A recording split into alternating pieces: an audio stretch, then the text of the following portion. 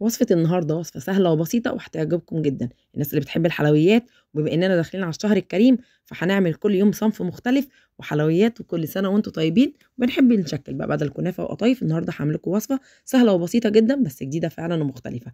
عندنا النهارده لفة جلاش، وعندنا ربع كيلو من الكنافة، ويلا بينا نبدأ وصفتنا السهلة البسيطة. بصوا بقول لكم من جمالها هتاكلي حتة والتانية والتالتة عظمة بجد. شكلها جميل، طعمها جميل، كلها فوق الروعة. عندي هنا دي نص كيلو تقريبا كنافه، هاخد ربعها او اعمليها كلها وشوفي هتحتاجي منها قد ايه. انا حطاها في الفريزر، طلعت قطعتها على طول كده سهله وبسيطه. انا خدت ربعها، حطيت كده معلقتين سمنه حلوين، وفي الحله عايزه تدخليها الفرن برده بمعلقتين سمنه، بس كل 5 دقائق تطلعيها وتديها تقليبه عشان ما تتحرقش منك. طبعا الجلاش احنا عارفين بينشف بسرعه، جبت فوطه حطيته فيه. بدات بقى هنا ان انا بعد ما الكنافه بتاعتي كده خلاص اخدتها بقى هتبرد، لازم تبرد تماما معايا. جبت الجلاش بتاعي ودهنته كده بالسمنه او الزبده، وزي ما انتم شايفين انا بعمله مروحه، فاكرين المروحه اللي كنا بنعملها واحنا اطفال؟ انا بقى النهارده هعملها في الجلاش بتاعي. همسكه كده من ناحيه يمين وشمال وهعمله زي ما انتم شايفينه كده. خلصت معايا المروحه، هرصه بالطول في الصينيه بتاعتي زي ما انتم شايفين. لو الصينيه بتاعتك اعرض اعمليه بالعرض، مفيش اي مشكله. هجيب بقى السمنه بتاعتي كده يعني هسقي كله. اي حلويات يا جماعه بتحتاج سمنه، اي حلويات بتحتاج سمنه، ويا ريت تخدميها بسمنه حلوه. هدخل بقى كده ما بين الفراغات كده بقى بالفرشه، واشرب الجلاش بتاعي ده كله كده زي ما انتم شايفين من السمنه الحلوه دي. وهاخده على فرن سخن كده درجه حراره 180 او حسب فرنك، هيطلع معانا بالشكل اللي هتشوفوه. هنا بقى الكنافه بقول لكم بردت معايا تماما. يلا بينا نشوف بقيه الوصفه.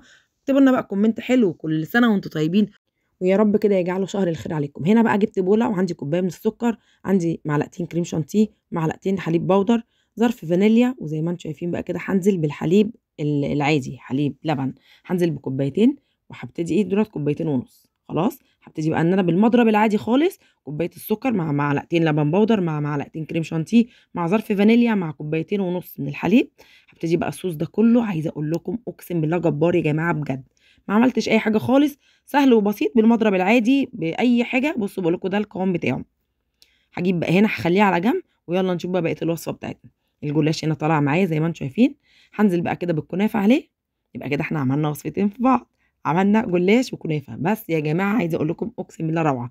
ولو عايزين تزودوا الصوص ده شويه كمان زودوا، عشان بجد كل لما تحطيه كده بيشربوا، وبيبقى طعمه يا جماعه فوق الخطير بجد، وصفه روعه.